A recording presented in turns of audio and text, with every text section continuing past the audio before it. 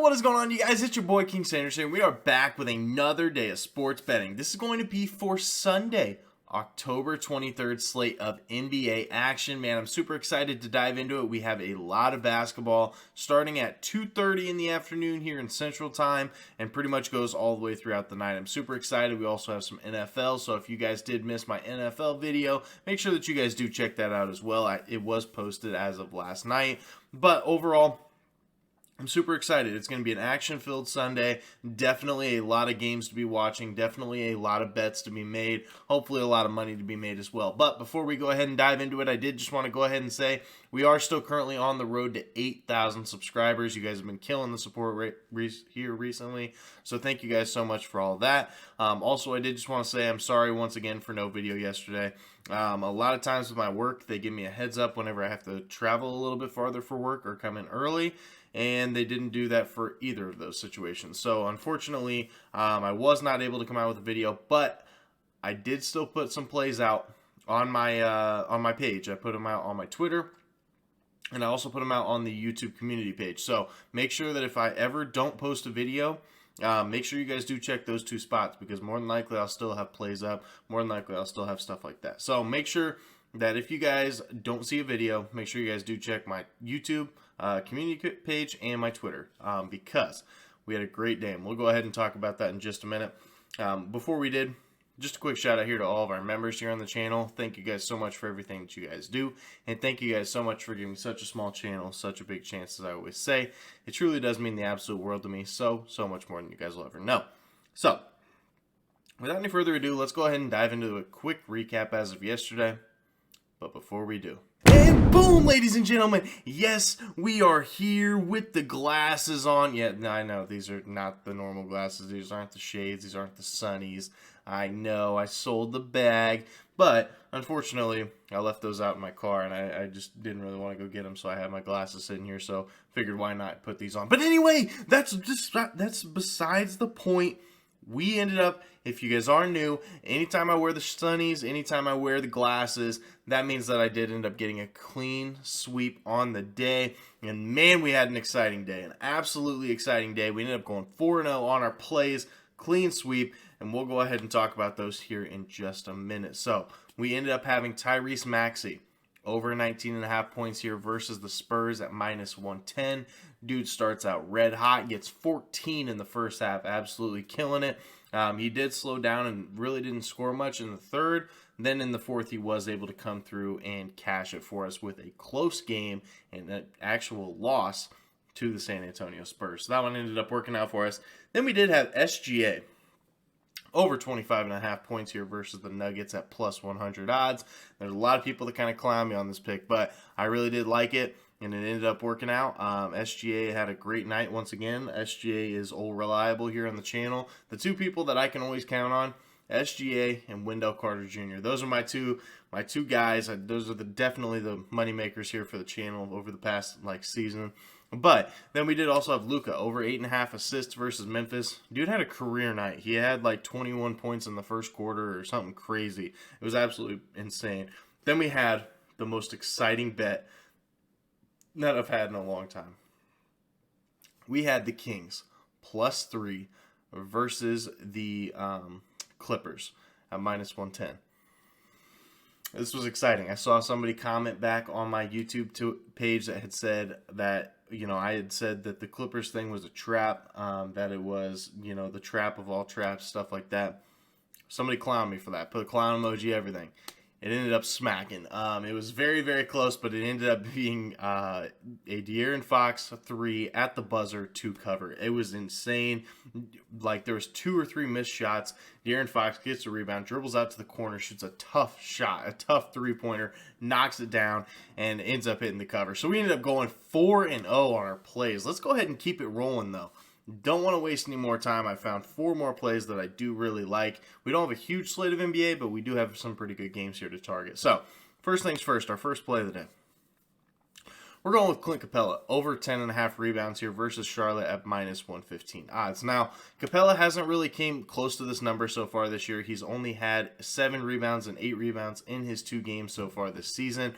But this line's definitely high for a reason, right? I mean, there's no way that they're going to put 10.5 rebounds for a guy that literally has only gotten 7 and 8. There's just something up here, and it's a great matchup here versus Charlotte. Charlotte has a lot of center issues. They've had a lot of center issues for a long time, and the Hawks, they have played the Magic and the Rockets so far this year. Two not necessarily tremendous teams, two teams that are still trying to figure things out, and both these games have been very, very close. So it's not like the Hawks. The Hawks are still trying to gel. The Hawks haven't really been able to blow anybody out yet. So I think that we do see plenty of run here from Clint Capella. Also, Charlotte does give the 25th most rebounds per game so far over the course of the season.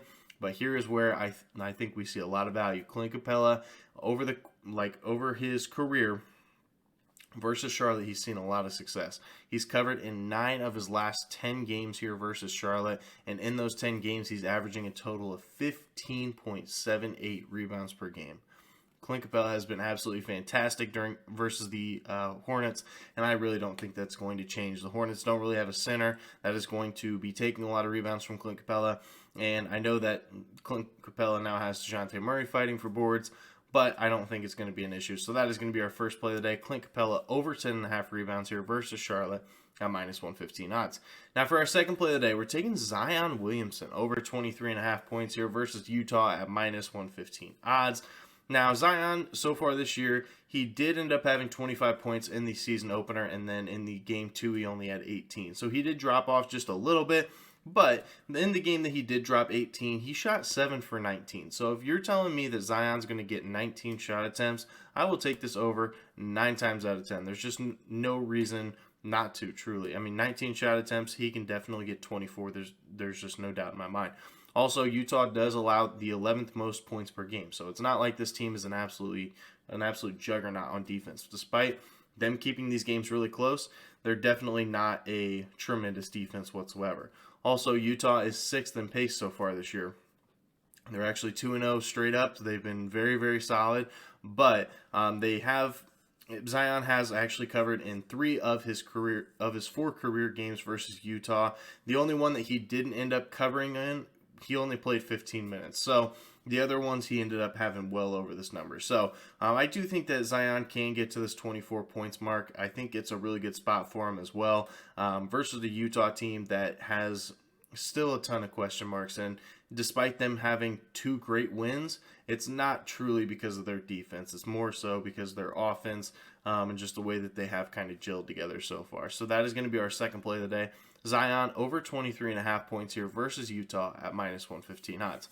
Now for our third play of the day, we're taking Lonnie Walker over 14.5 points here versus Portland at minus 110 odds. Now, I like this for a couple different reasons. The first game for Lonnie Walker in LA, he did only have 5 points. So I know that does seem kind of scary for the fact that he only had 5 points.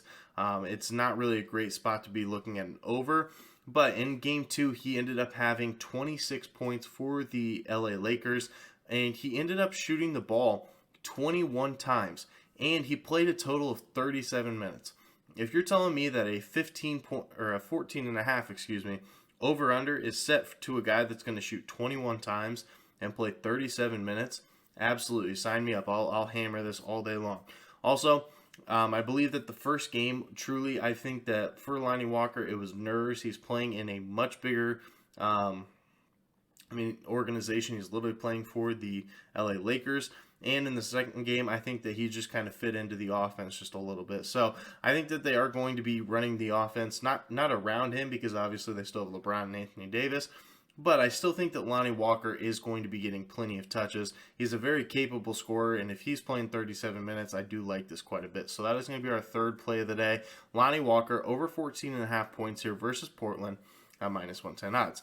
Now for our fourth and final play of the day, we're going to be taking the Wizards plus 3.5 here versus the Cavs at minus 110. I know that this is an ugly play, but I just think that this is a little bit trappy. I think that a lot of people are going to be on the Cavs, especially with the Cavs being at home. I think that it's a really good spot here to take the Wizards, just because I think a lot of people are going to be on the Cavs, and rightfully so. But the Cavs are going to be coming off of a back-to-back. They did go to Chicago and play in the United Center versus my Chicago Bulls. Ended up absolutely smoking them, so it's not like it was even like a competitive game. but they are still going to be coming off of a back-to-back nonetheless. And the Wizards have actually looked pretty decent so far. They ended up beating the Bulls, and they ended up beating the Pacers. Now, I know those teams aren't necessarily great, but in those games, they have actually looked pretty solid. And the Wizards are 1-0-1 against the spread, and the Cleveland Cavaliers are 2-1 against the spread. So both these teams are kind of in the same echelon when it comes to the start of the year, and it just seems very trappy to the Cavs. I think that the Cavs are the clearly better team, so the fact that they're only getting 3.5 to lay on the number, I just think that it's a really good spot. It's kind of like the Kings pick that I ended up taking yesterday. I just think that this is a really good spot to slide in the underdog.